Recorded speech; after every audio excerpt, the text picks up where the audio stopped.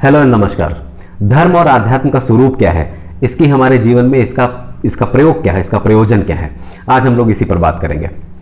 तो सबसे पहले धर्म और अध्यात्म से क्या हमें जॉब मिल सकती है बहुत अच्छी? जी नहीं, बिल्कुल नहीं।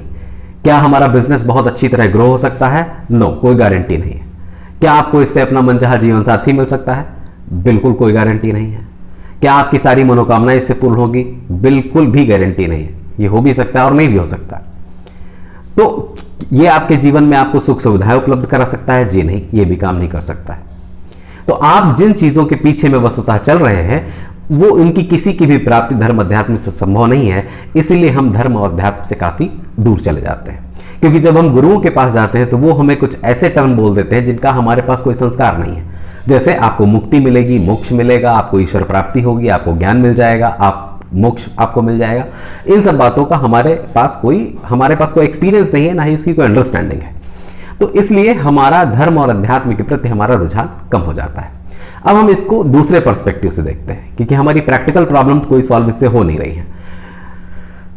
यहां पर मानव जीवन 60-70 वर्षों का एवरेज लेते हैं अगर सब कुछ अच्छी तरह चला, और इन 60-70 में अगर बाल्यावस्था और वृद्धावस्था को हटा देंगे तो बीच का एक पीरियड मिलेगा आपको 25 से 30 साल का।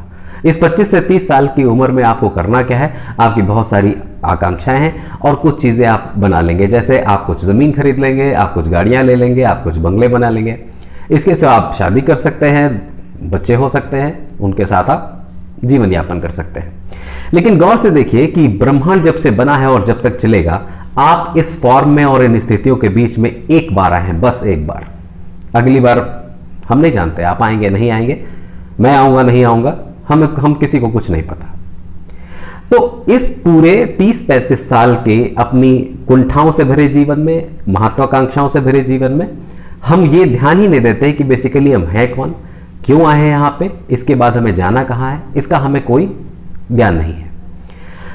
तो हमारी जीवन एक्सीडेंटली एक इतने बड़े रिसोर्स को जो हमको मिला है मानव शरीर, वो हम इसी छोटी छोटी चीज़ों में वेस्ट कर देते हैं। और हमें एंड ऑफ द डे आप किसी से भी पूछेंगे तो अंततोगत्वा उसके जीवन में जैसा लगता है जैसे रेत मुट्ठी से निकल गई हो, सारा जीवन चला गया और कुछ हाथ नहीं आएगा।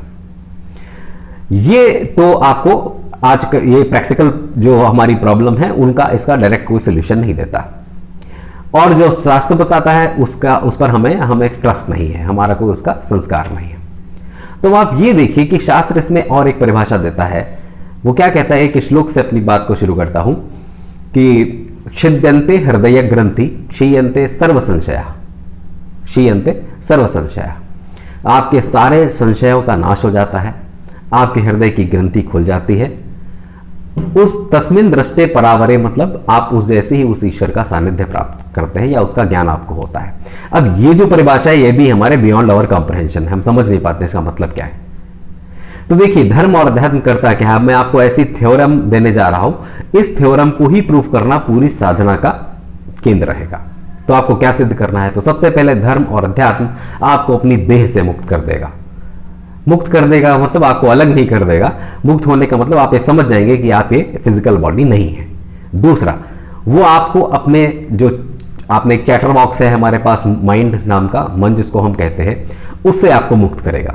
फिर मुक्त होंगे आप अपनी बुद्धि से, और जानते हैं आखिरी में आप अपने आप से भी मुक्त हो जाएंगे, जिसको हम बोलते हैं स्वयं से मुक्ति। फिर हमारी दशा क्या होगी? फिर हमारी दशा ऐसी होगी कि देश और काल हमारा कुछ बिगाड़ नहीं पाएगा, और हम सर्वत्र होंगे, सदा होंगे। ना हमारी मृत्यु होगी, ना हमारा कभी जीवन होगा, ना हमारा कभी पुनर्जन्म होगा। ऐसी स्थिति है, न वहां पे सुख है, न वहां पे दुख है, एक आनंद की स्थिति है। अगर आप उसको जानना चाहते हैं तो ही धर्म अध्यात्म आपकी मदद कर सकता है। ये बात अलग है कि धर्म अध्यात्म के रास्ते में आपको कई ऐसी विद्याएं, कई ऐसी शिक्षाएं मिलेंगी, कई ऐसे सहयोगी मिलेंगे, शरीरी भी और अशरीरी भी, जो आपकी जो प्रैक्टिकल लाइफ है इसमें भी आपकी थोड़ी बहुत हेल्प जरूर मिलेगी, आपको मिल सकती है। लेकिन वो हमारा साध्य नहीं है, वो साधन की तरह हम उसका सिर्फ उपयोग करेंगे। लेकिन आखिरी में आपको सिद्ध यही करना है कि आप अजर अमर अविनाशी सर्वत्र व्याप्त हैं, और यही आपका स्वरूप है। यदि ये आपको जानना है, अपने जीवन का मूल्य समझना है, तो अध्यात्म जगत आपके लिए है। आइए, आपका स्वागत है। आज के लिए इतना ही। Thank you very much.